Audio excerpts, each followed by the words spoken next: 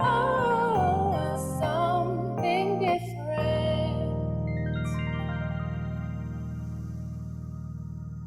Genesis chapter 25, verses 24 to 26. When her days to give birth were completed, behold, there were twins in her womb. The first came out red, all his body like a hairy cloak, so they called his name Esau. Afterward, his brother came out with his hand holding Esau's heel, so his name was called Jacob. Isaac was 60 years old when she bore them. Well, what's in a name? We see here the birth of Esau and Jacob.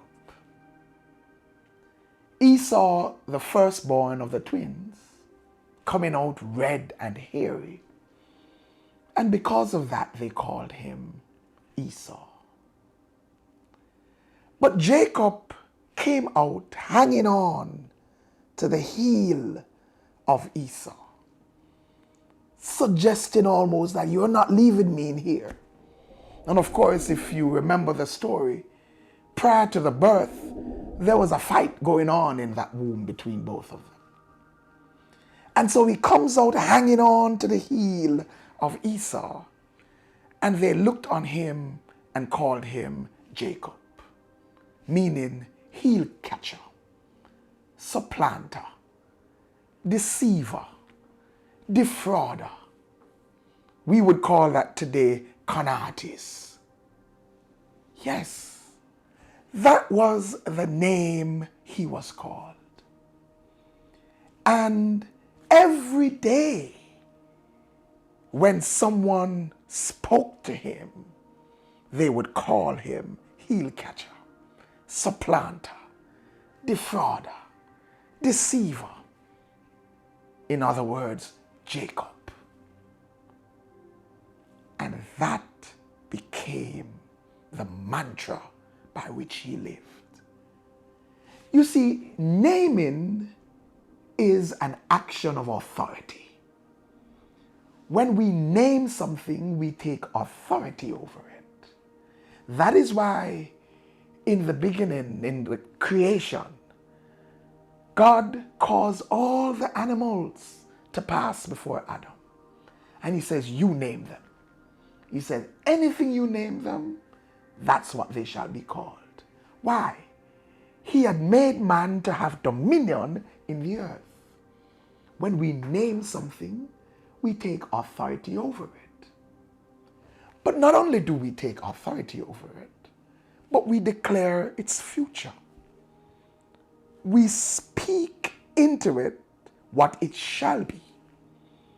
By naming, we prophesy.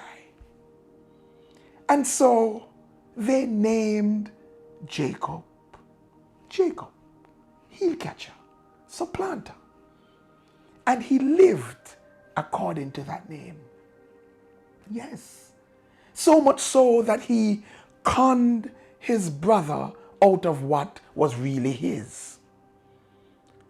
Rather than standing and believing what God had said and prophesied to his mother whilst he was yet in the womb, he depended on sleight of hand.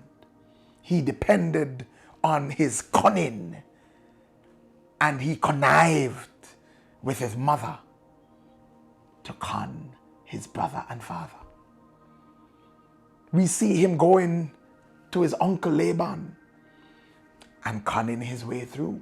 We see him coming back, and when he was coming back, trying to also deceive his brother, and so he split up his family into groups so that if anything, they wouldn't all die, still depending on his cunning. When the angel showed up to bless him, he was busy depending on his own cunning and strength, fighting with the angel, living according to what he was called.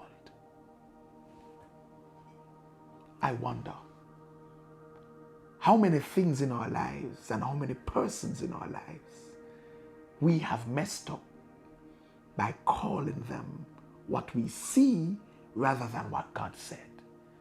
Do you remember what God had said about Jacob? He told Rebekah that the elder, which would have been Esau, shall serve the younger. That the younger shall be great. In other words, the younger would carry the birthright. The younger was the crown prince. But here we have a prince being called crook. And when it was that God decided enough is enough and I've got to get you into your heritage, into what you were called to be, when the Lord blessed him after that wrestling match, he had to change his name from Jacob to Israel, because what he was called limited him from being what he should be. We may need to be changing some names. What is it that's in your life that you need to rename? Thank God these things don't need a deed poll. Let's change the names. There's power of life and death in your tongue. What have you been calling it? What have you been calling your children, your spouse, your job, your life? What names have you been calling them?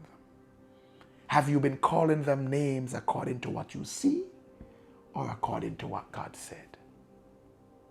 Let's think about it. Who knows? You may even have to do some deed polls.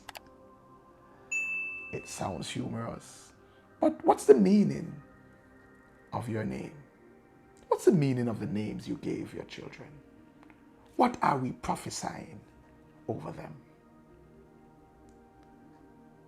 Let's talk about it. Like, share, comment, subscribe. Hit that notification bell. And for more, please visit us on a Sunday morning at 9 a.m. at 10 Union Square, Crossroads, Kingston, Jamaica. If you can't be there in person, join us virtually as we stream live on Facebook. See you soon.